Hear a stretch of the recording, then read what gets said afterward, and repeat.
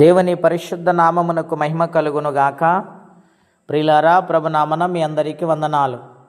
దేవుని వాక్యము ధ్యానందాము. 1 పేతురు పత్రిక 4వ అధ్యాయము 12వ వచనం. ప్రియులారా, మిమ్మను శోధించుటకు మీకు కలుగుచున్న అగ్ని వంటి మహాశ్రమను గూర్చి మీకేదో ఒక వింత సంభవించినట్లు ఆశ్చర్యపడకుడి. ప్రియమైన దేవుని బిడ్డలారా, ఈ ఉదయకాల సమయంలో పరిశుద్ధాత్మదేవుడు మన అందరితో మాట్లాడుచున్నారు. నాటి కాలములో యేసయ్య శిష్యులు ప్రధానమైన వ్యక్తుల్లో పేతురు గారు ఒకరు.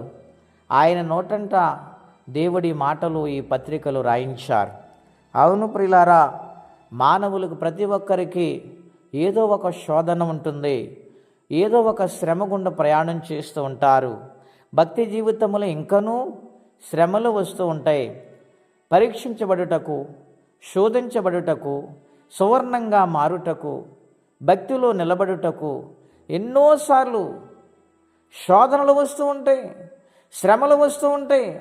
ఆ శ్రమలు ఎలా తప్పించుకోవాలి? అగ్ని లాంటి మహాశ్రమలు ఎలా తప్పించుకోవాలండి? యాకోబు పత్రికలో వ్రాయబడింది ప్రియులారా. ఆయన అంటూ ఉన్నాడు, మీలో ఎవరికైనాను శ్రమ సంభవించిన యెడల మీరు ప్రార్థన చేయవలను అని వ్రాయబడి ఉన్నది. అవును ప్రియులారా, శ్రమ నుండి, శోధన నుండి మనకు మానవుగా తప్పుకోలేము గనుక, విడిపించబడే శక్తి మనలో లేదు గనుక, ఆ శ్రమను విడిపించే ఒక వ్యక్తి ఉన్నారు. ఆయనే నజరేయుడైన యేసు. ఆయన ప్రార్థన ఆలకించేవాడు. ఆయన శ్రమలోని విడిచిపెట్టేవాడే మాత్రము కాదు. నాటి కాలంలో ఇశ్రాయేలు ప్రజలు శ్రమలోను, దుఃఖములోను, నిట్టూర్పులో ఉన్నప్పుడు వారి కోసము పరలోకం నుండి భూలోకానికి దిగి వచ్చిన దేవుడు ఆయనే.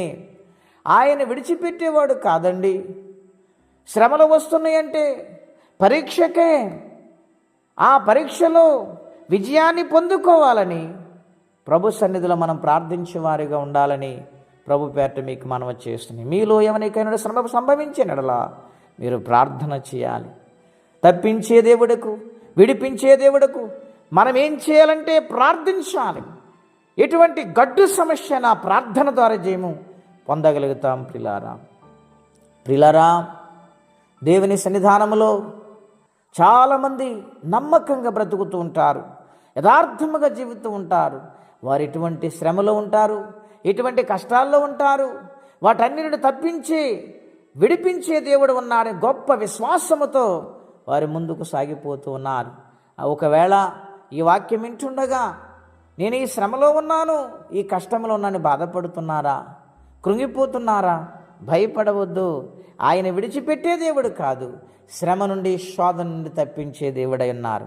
తల్లైనా మరుసనేమో కానీ ఆయన మరువని దేవుడు, విడువని దేవుడై ఉన్నాడు. షడ్రక, మేషక, అబేద్నెగో గాని వారు అగ్ని గంధకాలలో వేసినప్పుడు దేవుని వైపు వారు చూశారు. ఆ అగ్ని గంధకాల నుండి విడిపించాడు దేవుడు. ప్రియమైన దేవుని బిడ్డ, ఆ దేవుడి ఉదయకాలం మనతో మాట్లాడుతున్నాడు. ఏ శ్రమైనా ఆయన నిశ్చయముగా విడిపించి నిన్ను బాగు చేస్తారు, నీకు నెమ్మదిని, సమాధానం ఇస్తారు. అట్టి కృపా తీర్మానం పరిశుద్ధాత్మదేవుడు మనందరికీ దయచేయనుగాక. ప్రార్థన అండి. అత్యంత కృప కలిగిన దేవా, మహోన్నతమైన మీ నామం కొరకే వందనాలు. శ్రమలో ఉన్నప్పుడు విడిచిపెట్టే దేవుడు కాదు, శోధనలో ఉన్నప్పుడు నాయన విడిచిపెట్టే దేవుడు కాదు. నాయన ప్రార్థించినప్పుడు, నిన్ను బ్రతిమాలుకున్నప్పుడు, నీ వైపు చూసినప్పుడు నీవు గొప్ప కార్యము చేస్తానని ఉదయకాల సమయంలో మందరితో మాట్లాడుతూ వచ్చారు.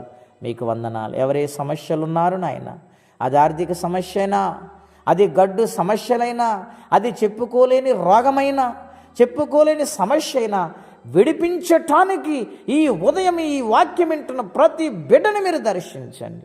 గొప్ప కార్యము చేసి నెమ్మదిని అనుగ్రహించి మహిమ పొందమని, ఈ దినము దీవెనకరంగా మార్చమని యేసుక్రీస్తు వారి పుణ్యనామములో ప్రార్థించి స్తుతించి వేడుచున్నాము తండ్రి. ఆమేన్. దేవుడు దీవించును గాక. ఆమేన్.